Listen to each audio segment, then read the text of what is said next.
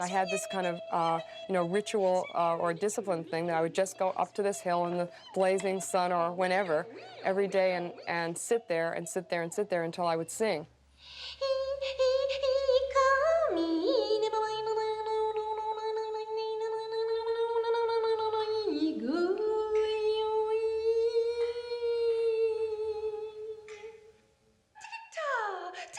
And I found myself getting into these animal nature songs. So I felt like almost I was a mirror of what was around me.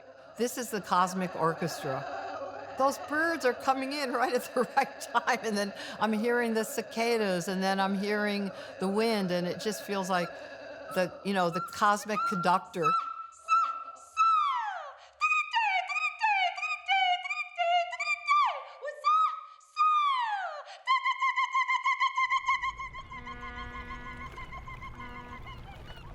The urban environment is also very inspiring. The rubbing, the dissonance.